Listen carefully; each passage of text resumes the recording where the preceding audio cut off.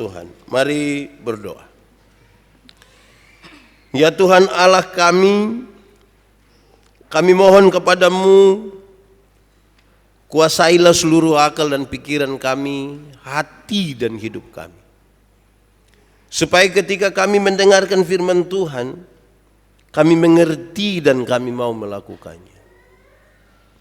Kami mohon berikan kepada kami kerendahan hati supaya hidup kami menjadi tanah yang subur dan benih-benih firman yang ditaburkan itu bertumbuh, berbuah di dalam hidup kami. Tuhan, jauhkan semua hal yang mengganggu kami, baik yang ada di dalam kami ataupun yang ada di sekitar kami. Terima kasih banyak Tuhan, kami rindu pada firman-Mu.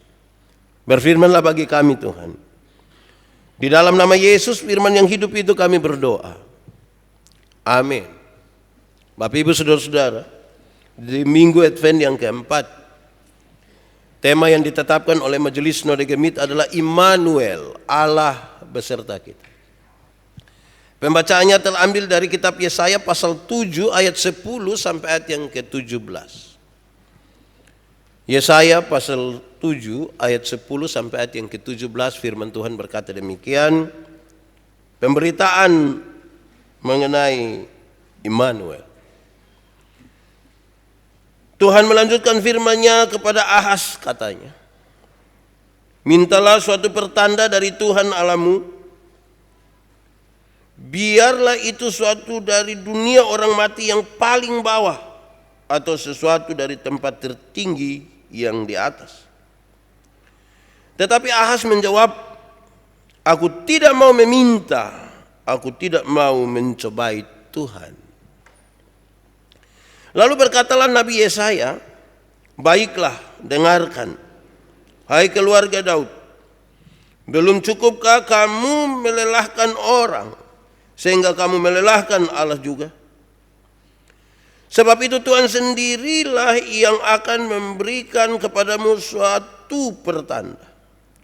Sesungguhnya seorang perempuan muda mengandung dan akan melahirkan seorang anak laki-laki, dan ia akan menamakan dia Immanuel.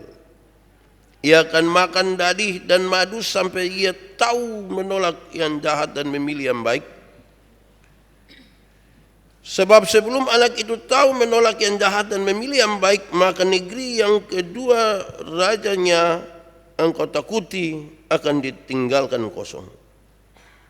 Tuhan akan mendatangkan atasmu dan atas rakyatmu dan atas kaum keluargamu hari-hari seperti yang belum pernah datang sejak Efraim menjauhkan diri dari Yehuda, yakni Raja Asyur.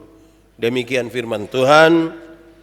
Berbahagia setiap orang yang mendengar firman, memelihara dan melakukan dalam hidupnya. Maranatha. Maranatha, Maranatha, Maranatha. Bapak Ibu Saudara-saudara, Shalom. Sekali lagi Shalom. Tema kita adalah Immanuel, artinya Allah beserta kita. Saya mulai dari pertanyaan. Apakah memang saudara merasa bahwa Tuhan menyertai saudara? Itu pertanyaan serius itu.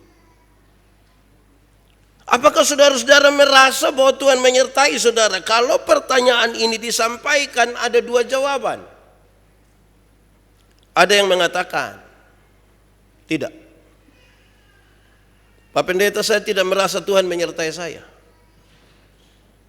Kok begitu? Iya. Kalau Tuhan itu memang menyertai saya, kalau memang Tuhan itu ada, lalu kenapa saya alami ini persoalan? Tuhan ada di mana Pak Pendeta? Lantas bilang dia menyertai saya. Itu pertama. Tapi yang kedua, orang akan bilang, iya, Tuhan menyertai saya. Tapi saudara-saudara, apakah pernyataan itu kemudian menjadi sebuah pernyataan yang kita nyatakan ketika kita ada dalam masalah? Saya ulangi, kalau saudara mengatakan bahwa Tuhan menyertai saudara, apakah itu pernyataan yang saudara ungkapkan pada saat ada masalah? Rata-rata saudara, rata-rata berarti ada yang tidak. Kebanyakan orang akan mengatakan Tuhan menyertai saya itu ketika dia sudah bebas dari masalah atau dia sudah tidak ada masalah. Aduh, Tuhan itu terlalu baik, dia sertai saya betul. Tapi waktu ada dalam masalah, betapa sulitnya orang mengatakan Tuhan menyertai saya. Akhirnya kata-kata Immanuel itu, Allah beserta kita, menjadi sebuah pernyataan yang sangat-sangat biasa saja. Hampir-hampir kehilangan nilai ketika orang menyatakan itu, tapi tidak dari sebuah perlindungan yang dalam sekali. Saudara, Immanuel, sebutan ini muncul ketika situasi negara dan politik mengalami krisis dan ancaman besar. Immanuel muncul ketika situasi politik dan negara mengalami sebuah krisis dan ancaman besar. Bangsa Yehuda sedang menghadapi ancaman dari kerajaan Samaria di utara dan bangsa Aram. Raja Ahaz dan rakyatnya mengalami sebuah ketakutan yang sangat besar. Dalam situasi politik seperti ini, dalam situasi negara yang dalam ketakutan besar ini, ungkapan Immanuel itu muncul. Sehingga kalau hari ini saudara dan saya ada dalam masalah, ada dalam ketakutan, mestinya itu Immanuel itu muncul dalam hidup kita. Pasti saya akan bertanya pada saudara, saudara ada masalah kok? Kan saudara sudah tahu dia pun jawaban. Ketika saudara bilang ada Pak Pendeta, saya bilang tidak usah omong. Karena saya lihat saudara punya muka ini masalah semua. Ya masalah namanya kita tinggal dalam dunia, ya ada masalah. Apakah kita ada sementara dalam ketakutan? Takut ini banyak hal. Ada orang yang takut sakit, ada yang takut mati, ada yang takut anjing, ada yang takut jatuh, macam-macam ketakutan. Mestinya dalam situasi yang seperti itulah Immanuel itu disebutkan, apalagi oleh orang-orang percaya. Yang tadi kita bilang Immanuel artinya Allah beserta kita, harusnya. Dalam keadaan yang penuh ancaman dan ketakutan dari musuh, Tuhan mengingatkan melalui Nabi Yesaya supaya tenang saja, tenang dan tidak usah takut. Ya ada masalah lah, tapi tidak usah takut. Saya harus mengatakan kembali kepada saudara bahwa ketika Tuhan bilang jangan takut, Tuhan tidak ingin mengatakan bahwa kamu akan saya buat kehilangan rasa takut. Tidak. Jangan takut itu Tuhan mau mengatakan bahwa Dia akan menyertai kamu dalam perjalanan dalam situasi ini sampai kamu melewatinya. Jangan takut. Jangan takut. Bukan kehilangan rasa takut. Jadi kalau ada orang yang bilang saya tidak takut, itu dia menyatakan dia pun ketakutan.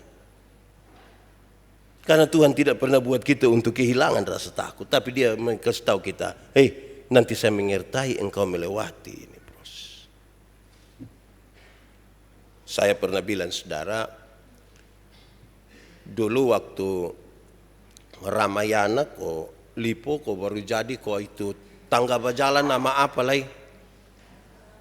Eskalator kok kita bawa tanta don dari kampung datang mau naik itu tangga kan kita bilang tanta naik, tanta bilang tanta naik. Lantas tanta tidak mau, apa yang saudara lakukan? Dua. Pertama saudara akan bilang begini tanta, kita coba kasih tunjuk toh, jangan takut tanta ini, lihat adik kecil saya bisa. Yang kedua, kalau tante masih tidak mau, kan kita pegang dia pun tangan langsung tarik naik. Dia kejantungan, tapi itu toh tidak apa-apa toh. Jangan takut. Dalam situasi politik yang seperti itu, melalui Nabi Yesaya Tuhan mengingatkan, jangan takut. Di sisi lain saudara, dalam keadaan yang menakutkan tersebut, dalam konteks ini Ahas diperintahkan untuk meminta pertanda kepada Tuhan. Tetapi Ahas bilang, saya tidak mau. Saya tidak mau mencobai Tuhan. Ahas diberi kesempatan, mintalah pertanda dari Tuhan. Bahkan dari yang paling bawah sampai yang paling atas, mintalah sebuah pertanda. Saya tidak mau. Saya tidak mau mencobai Tuhan. Bahkan Tuhan sendiri yang akan memberikan pertanda kepada umat. Kamu tidak usah minta, nanti Tuhan kasih tunjuk. Sesungguhnya seorang perempuan muda mengandung dan akan melahirkan seorang anak laki-laki, dan ia akan menamakan dia Immanuel. Saya suka ini pernyataan saudara, kenapa? Karena banyak kali ketika kita ada dalam masalah penuh dengan kekalutan, yang kita minta kepada Tuhan, Tuhan tolong kasih tunjuk saya satu tanda kok saya yakin dulu bahwa penyertaan itu. Tuhan tolong kasih tunjuk sesuatu supaya saya tahu bahwa ini betul. Tetapi dia bilang tidak, Tuhan yang akan menunjukkan tanda itu. Sekilas saudara-saudara, saya ingin mengatakan kepada kita bahwa pernyataan dari Ahas ini seolah-olah baik sekali. Kan bagus toh, untuk apa coba Tuhan? Tapi landasan yang Ahas bangun tidak dibangun di dalam ketulusan, tetapi di dalam kepura-puraan percaya.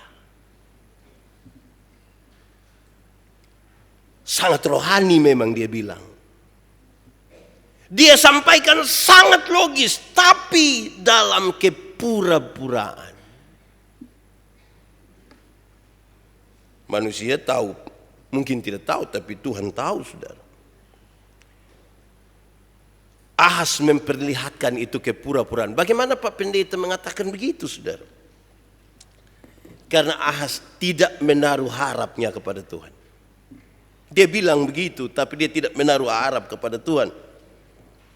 Ahas meminta bantuan kepada Asyur, bukan kepada Tuhan. Dia meminta bantuan kepada Asyur, sebuah kekuatan besar waktu itu untuk menolong dia.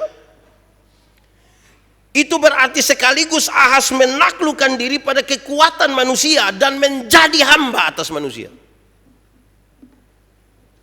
Mulutnya bicara tentang Tuhan, harapannya ditaruh kepada manusia, meletakkan dirinya sebagai hamba atas manusia. Saudara, sikap Ahas ini menjadi bukti seorang pemimpin yang tidak beriman, penuh ketakutan dalam menjalankan pemerintahan. Hasilnya saudara mendatangkan dampak buruk bagi orang-orang yang dipimpinnya. Bicara Tuhan, tidak berharap kepada Tuhan, dia mendatangkan dampak buruk. Kira-kira dia maksud begitu. Saudara, suatu sikap yang dalam pandangan Allah sangat melelahkan umat dan Allah yang ia percayai hidupnya. Kalau kita baca di ayat 13 kira-kira begitu. Yesaya dalam nubuatnya menegaskan bahwa pengharapan Ahas akan jadi sia-sia belaka. Pengharapan Ahas kepada Asyur itu akan jadi pengharapan yang sia-sia. Asyur yang diharapkan menjadi tempat bersandar dan berlindung justru akan berbalik menjadi musuh dan akan menghancurkan Yehuda dan mendatangkan penderitaan yang panjang. Yehuda akan menjadi bangsa yang kalah, ayat 17. dan hancur. Saudara, mereka akan hidup sengsara. Berbagai bencana akan silih berganti datang menimpa mereka. Asyur dan Mesir akan menaklukkan mereka. Ayat 17 sampai ayat yang ke-25. Dimulai dari mana ini, saudara? Dari mulut yang seolah-olah berkata tentang Tuhan, tetapi sikap yang berharap kepada manusia. Akibatnya, saudara, Ahaz dan keturunannya serta rakyat Yehuda akan mengalami nasib yang mengerikan. Melalui Yesaya, Tuhan sendiri tampil dan berinisiatif menunjukkan tanda kekuatan perlindungan Tuhan terhadap umat pilihannya. Di ayat 12, tanda-tanda itu berupa seorang yang akan dilahirkan melalui perempuan muda yang akan dinamakan dia Immanuel. Karena tema kita tentang Immanuel, Allah beserta kita, saudara, saya kira kita perlu mengingat kembali bahwa Immanuel bukanlah suatu nama pribadi.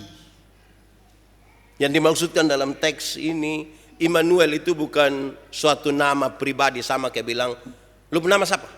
Immanuel Manobe, Bapak. Bukan itu.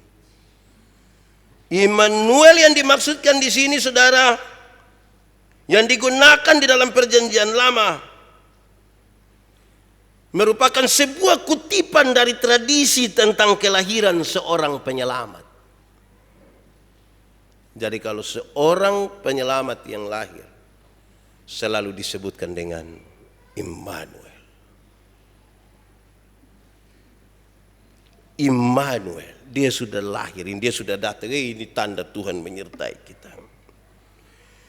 Inilah sebuah makna simbolis yang mengungkapkan iman, dasar dari keyakinan orang Israel, yakni Tuhan semesta alam menyertai kita, dan itu terbukti dalam perjalanan hidup bangsa ini. Mazmur 46 ayat 8, ayat 12, Sakaria pasal 8 ayat 23. Akan datang seorang pemimpin baru yang mendengarkan firman-Nya, yang akan membawa umatnya kepada keselamatan. Seorang raja ideal yang membawa keadilan dan perdamaian. Saudara-saudara, dalam budaya Yahudi, Immanuel adalah nama yang merujuk kepada Mesias, yakni dialah yang diurapi oleh Tuhan. Jadi sudah ada penyelamat sebetulnya, tapi ini penyelamat yang diurapi oleh Tuhan. Karena kalau penyelamat itu tidak diurapi oleh Tuhan, itu penyelamat abal-abal di nama itu. Dia yang Tuhan tunjuk, dialah yang Tuhan pakai. Immanuel adalah pribadi yang diharapkan dan dinanti-nantikan oleh umat Israel untuk membawa pembebasan dan penyelamatan di tengah-tengah penderitaan hidup dan ketakutan dalam hidup. Saudara-saudara,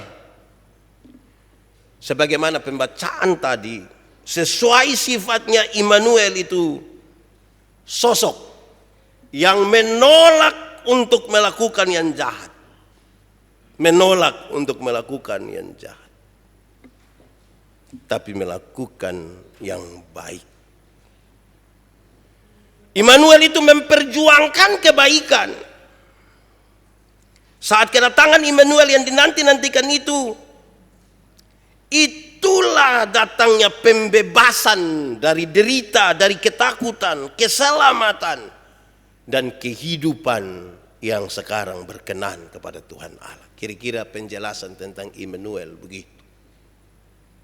Supaya orang memahami bahwa penantian akan Immanuel itu penantian yang besar sekali. Rupa-rupanya tidak adil. Dunia penuh ketakutan, penuh ancaman dan seterusnya.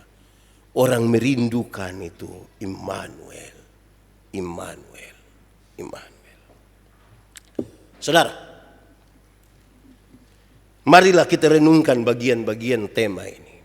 Immanuel, Allah beserta kita. Yang paling pertama dan paling gampang saya ingin sampaikan kepada kita, Immanuel itu artinya Allah beserta kita.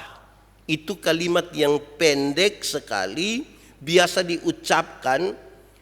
Tapi saudara-saudara, saya ingin kita masuk sedikit lebih dalam untuk memahami Allah beserta kita itu merujuk kepada Allah bukan saja menyertai Pak Yandi, bukan saja menyertai Kak Edwin, bukan saja menyertai siapa-siapa. Allah menyertai kita semua. Jadi Allah menyertai kita, bukan Allah menyertai saya saja, tapi Allah menyertai orang-orang, semua orang Tuhan sertai. Supaya pulang dari sini kita tidak usah membanding-bandingkan penyertaan Tuhan bilang, aduh enak baik kok Aci ini tidak pernah sakit. Kebotong ini mau tahan sakit mana, sakit hati kok pile kok. Baik kok Tuhan sertai Aci kok, Aci aman. Kami ini sama kayak Tuhan cipta dari apa kok. Jangan begitu. Tuhan menyertai kita semua. Tapi kata Tuhan menyertai kita dimulai dari refleksi satu pribadi yang menyatakan bahwa penyertaan Tuhan itu ada. Dan kemudian mari bersama-sama semua umat kita bilang Allah beserta kita. Hasil dari refleksi pribadi toh, persekutuan itu dibangun di atas perjumpaan satu orang dengan Tuhan, satu orang dengan Tuhan, satu orang dengan Tuhan, satu orang dengan Tuhan. Lantas kita bersekutu bersama-sama. Inilah ada orang-orang yang masing-masing berjumpa dengan Tuhan, tapi bersekutu bersama untuk berjumpa dengan Tuhan. Immanuel juga begitu. Allah beserta kita, bukan saja saya, tapi saudara. Bukan saja saudara, ada orang lain juga yang Tuhan sertai. Kadang-kadang kita egois sekali, kita rasa Tuhan sertai kita saja. Dan orang lain Tuhan tidak sertai. Kadang-kadang betapa miringnya kita menilai seolah-olah kita tidak disertai oleh Tuhan. Itu bagian pertama. Bagian kedua saudara, di dalam Immanuel sebagaimana penjelasan tadi, Immanuel itu adalah sebuah inisiatif dari Tuhan Allah. Bahkan ketika Ahas menolak dia sekalipun, Tuhan tetap berinisiatif untuk itu. Penyertaan Tuhan itu saudara-saudara sangat luar biasa.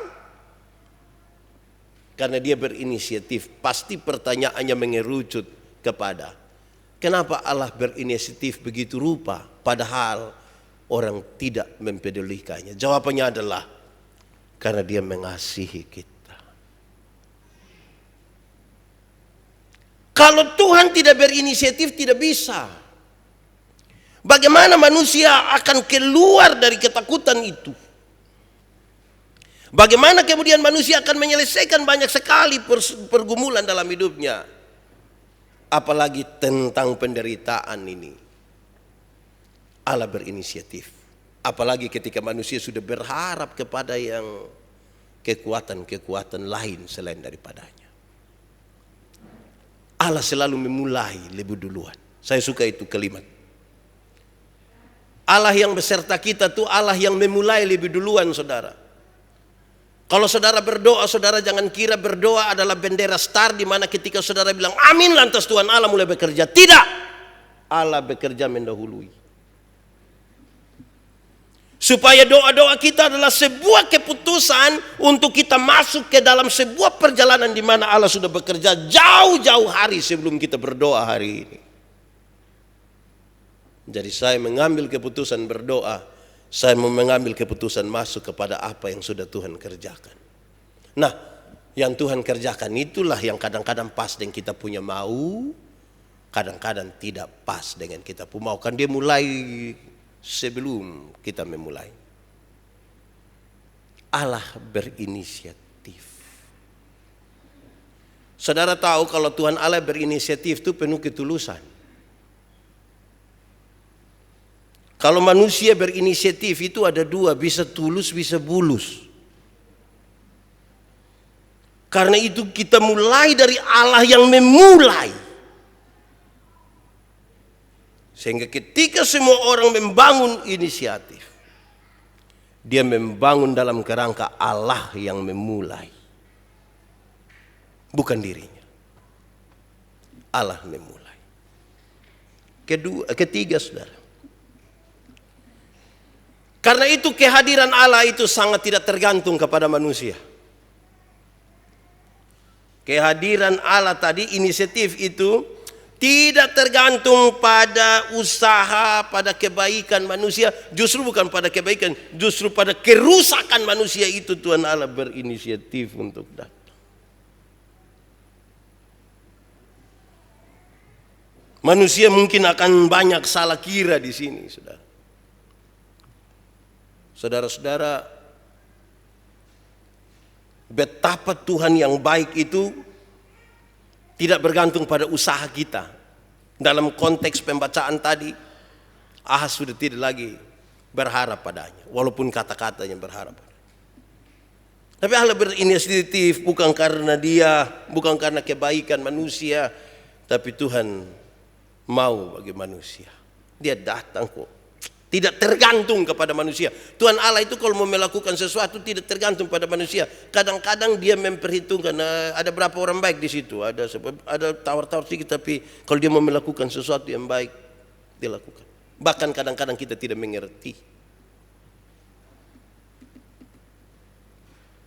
Saya merenungkan bagian ini, saudara, dan saya merasa memang Tuhan itu ajaib. Beda dengan manusia. Manusia ini, saudara-saudara, kadang-kadang salah.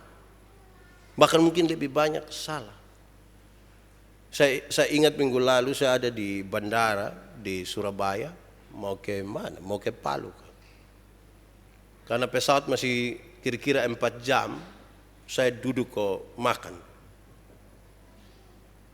Datang satu ibu dengan dia punya anak.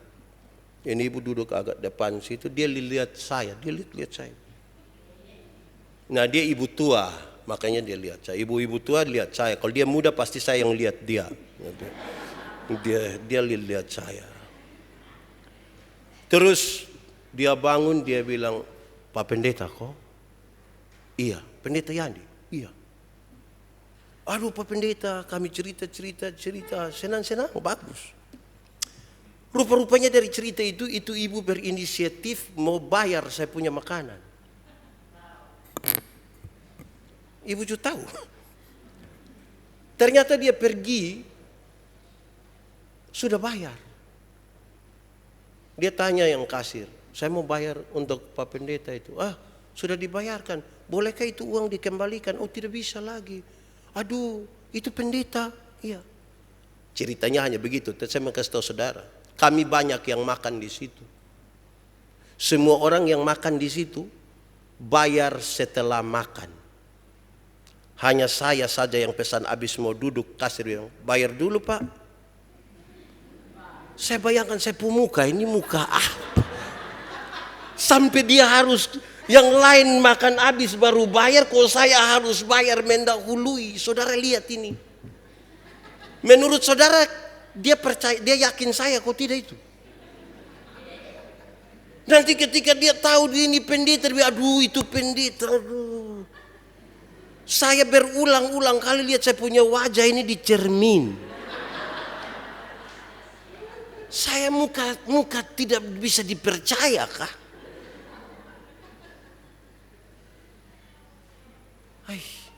Ya itulah manusia. Kadang-kadang kita berinisiatif, tapi yang kita inisiatif entah salah ini. Karena itu memang Tuhan berinisiatif sangat tidak tergantung kepada kita. Saya harus lebih baik mungkin saya muka ini. Tapi kira-kira begitu saudara. Untuk kita memahami sebuah keadaan yang baik. Kadang-kadang inisiatif ini juga penting. Saya bercerita kepada beberapa teman. Saya mau pulang dari satu bandara di Morowali. Datang satu pak bonceng dia pu istri. Duduk pakai motor bawa koper, bawa tas.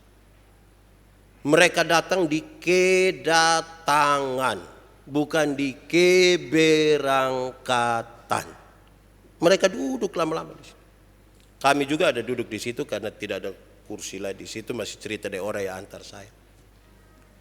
Pesawat datang, orang-orang sudah keluar, pas kami sudah boarding mau masuk, terus dia bilang, loh, bukan lewat sini, Pak, ini kedatangan. Harus lewat sana keberangkatan. Iya, tapi kan saya datang. Jadi iya Pak, datang dari rumah itu datang di keberangkatan. Pak tidak usah datang di kedatangan. Yang kedatangan itu mereka yang dari sana.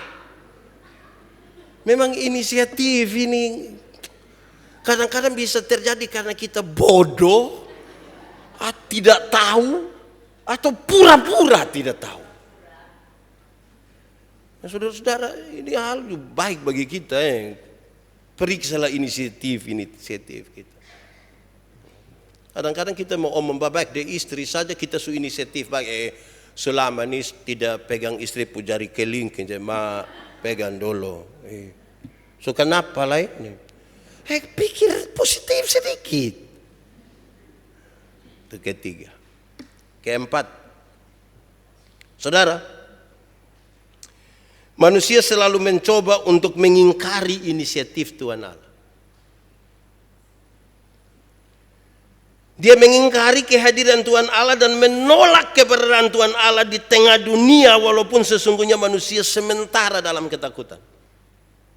Jadi ini pernyataan yang menarik karena aneh kita manusia nih. Ada takut, ada masalah, tahu bahwa kehadiran Allah itu ada, tapi kita mengingkari kehadiran. Kita mengingkari itu.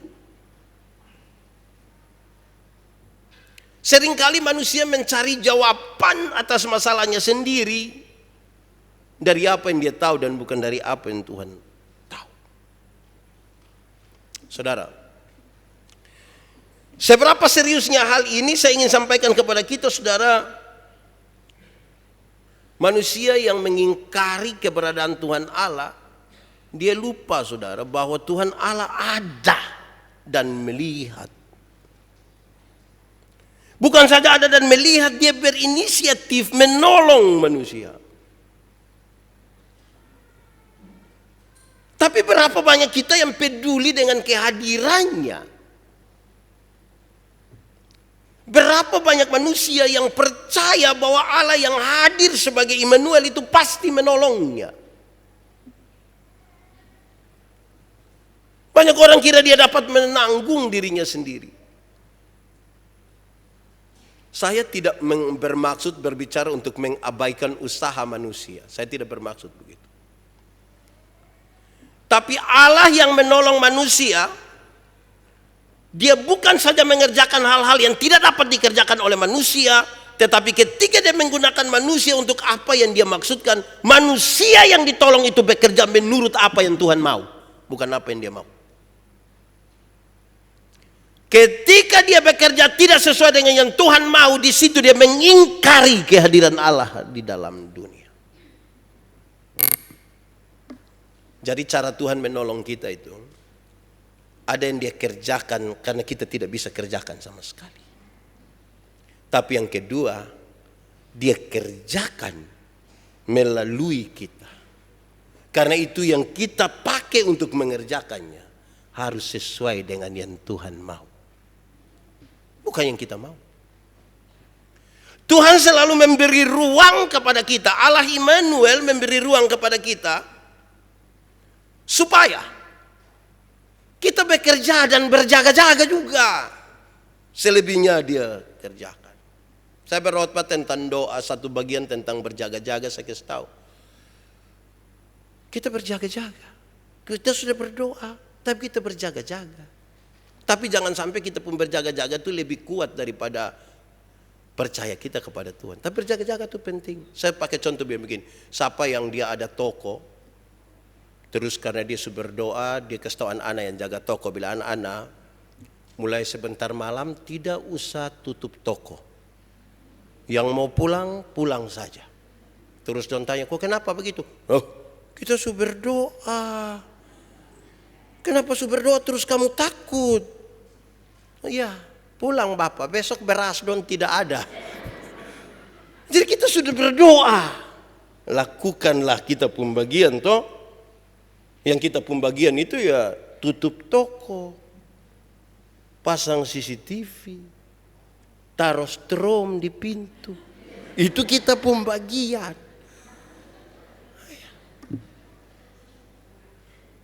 Nanti baru Tuhan Allah kerjakan bagiannya toh. Kadang-kadang kita juga lese, tidak mau kerjakan kita pembagian, tapi minta Tuhan mengerjakan bagiannya. Kadang-kadang kita minta Tuhan mengerjakan bagiannya melalui kita, tapi kita kerjai kalau kita pun mau. Kapan kita akan menyebutkan Immanuel? Allah beserta kita melalui yang kita kerjakan. Suami istri ini kalau bertengkar kan kadang-kadang tidak ada yang mau berinisiatif, dia mau Tuhan Allah yang berinisiatif. Kenapa tidak omong dan dia? Itu yang kopu istri dia. Nanti dia yang data omong. Susah lah kita piko omong lam-lam dia rasa bangga. Inisiatif. Kerjakan yang kita pembagian. Itu penting saudara supaya kita tahu untuk melakukan itu. Saudara tahu. Kami berdiskusi.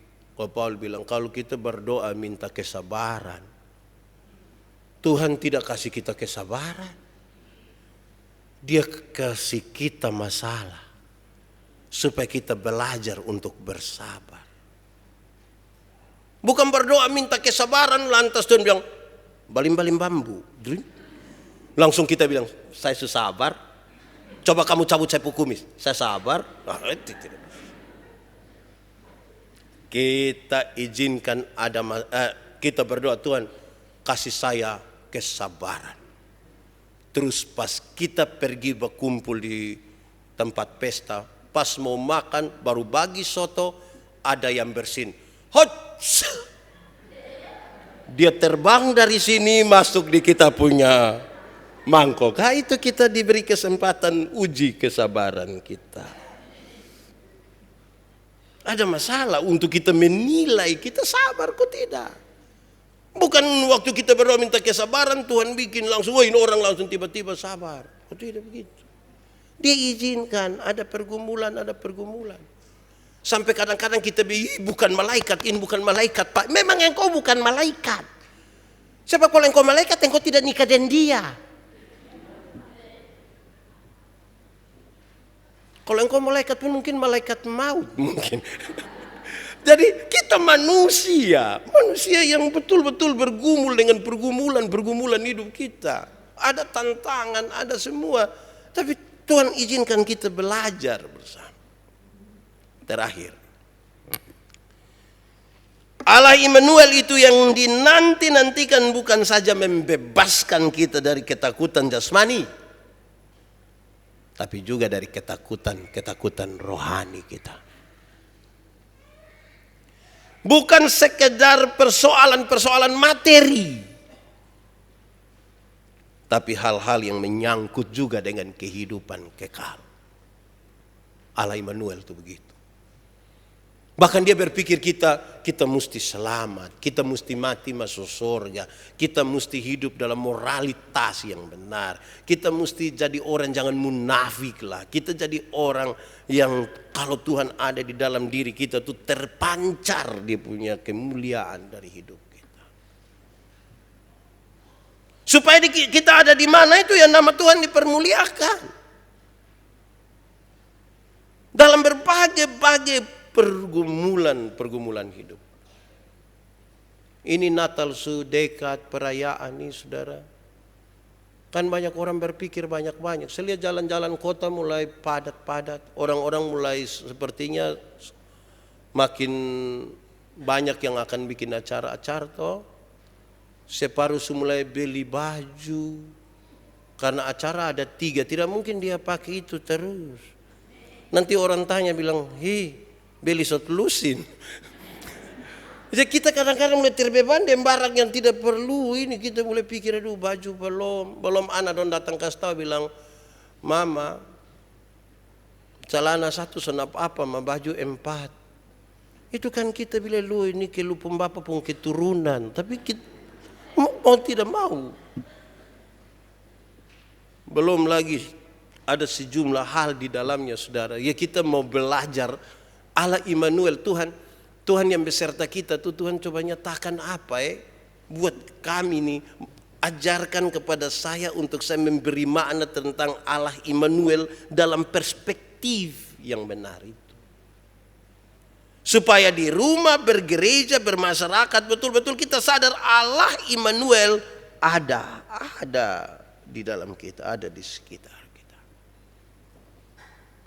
Di masa raya Advent ini biarlah ini menjadi sebuah bagian pesan yang penting bagi saya dan saudara. Menikmati prosesi perayaan Natal, tetapi sekaligus menanti kedatangan Tuhan. Supaya betul-betul kita menikmati apa yang Tuhan mau kerjakan buat kita. Biar dari sehari ke sehari hidup kita makin menyatakan Allah itu Immanuel. Mari kita tunduk kepala di hadapan Tuhan. Kita berdoa. Ya Tuhan Allah, terima kasih banyak. Engkau Allah yang baik bagi kami.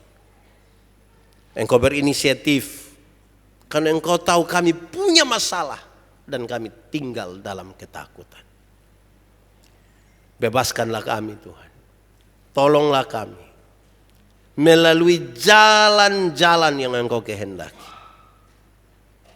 Tolong supaya hidup kami yang penuh dengan kemunafikan, penipuan, kami ubah sesuai dengan apa yang Tuhan mau, tapi itu digerakkan oleh Roh Kudus.